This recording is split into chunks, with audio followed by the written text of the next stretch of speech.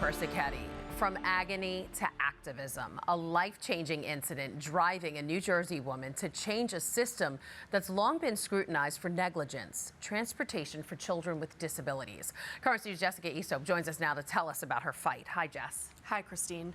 Najmah has called, she's emailed, and she's petitioned, and she's still not giving up. For her, making this type of transportation safe isn't just about a ride.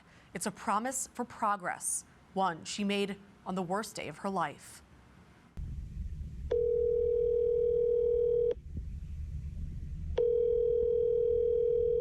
That customer you have called is unavailable to take your call. Najmah Nash is fierce. To the tone.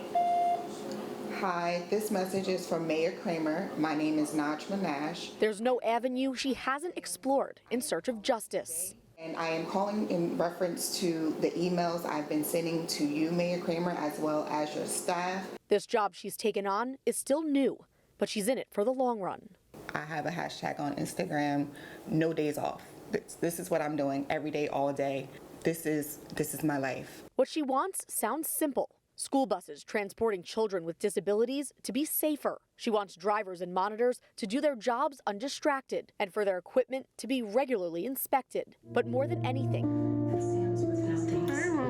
she wants what happened to her 6-year-old daughter Fajr to never happen again. The woman on the phone is now crying. Now I realize that this is something serious, something really went wrong with my child in such little time.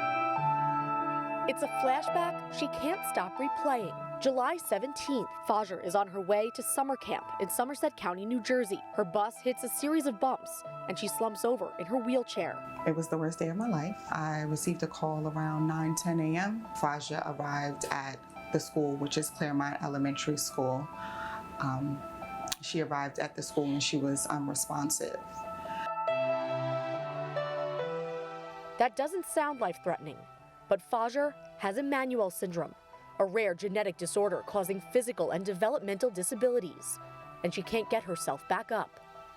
Fajr was being strangled by her wheelchair harness. I just started screaming. I'm yelling like, what do you mean? What do you mean? What happened to my child? According to court documents, Fajr started flailing and shrieking. She kicked the window of the bus, but the monitor hired to watch her was facing the front of the bus, on her phone, wearing earbuds in both ears. By the time the bus got to school, Fajr was dead. They're still performing CPR. We're still working on my child for an hour. I laid with her and I talked to her and I prayed to her. But anything else I can't put into words. Visions of paramedics performing CPR on his lifeless daughter are burned into Wally Williams' brain. He says as scared as he was in that moment, what sickens him is how scared Fajr must have been in her last moments. Watching them do CPR was painful for me. She's fragile. While she's fighting for her life, and the bus driver on the phone, it makes me angry.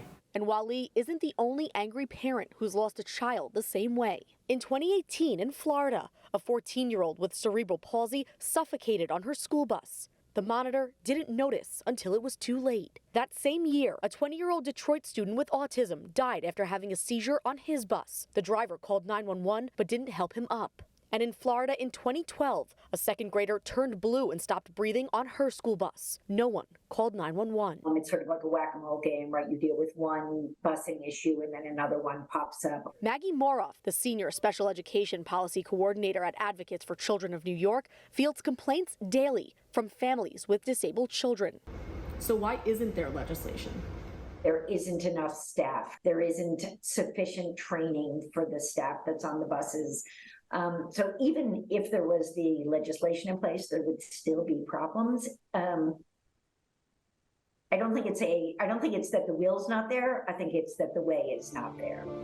But Najmah isn't seeing that will. So far, no one has called or emailed her back. No senators, no governors, no councilmen or women. But Najmah and Wally aren't taking silence for an answer. Their efforts to get Fajr's law petition into the hands of lawmakers won't be in vain. The time is now. We can't wait until another tragedy. That's just not what we're going to do. Where's Fajr? There she is. Their fight now is fueled only by memories. Yet the wheels of justice turn slowly. Again, with Fajr's Law, Najmah is asking for an overhaul of the transportation of special needs children on school buses, new safety protocols, and strict repercussions for employee violations. Montauk Transit's contract with the Franklin Township Board of Education has already been renewed for the 2023-2024 school year, but Najmah is asking it be terminated immediately. Jess, what a story. So Najmah is fighting for this in New Jersey, but she's hoping Fajr's Law goes nationwide, right? That's correct. And Christine, this could have been prevented at the end of the day. Activists across the country have said that children with developmental and physical disabilities have been historically neglected on transportation. There are incidents of kids being left on the school bus for way too long in all different types of weather, being dropped off at the wrong location. And sadly, Fajr's death, like we mentioned, is not the first of its kind. So what are the next steps? So Najmah has been circulating her petition with a press release with what she's asking within Fajr's Law. You know, anyone can sign it. Anyone can raise awareness of Fajr's death.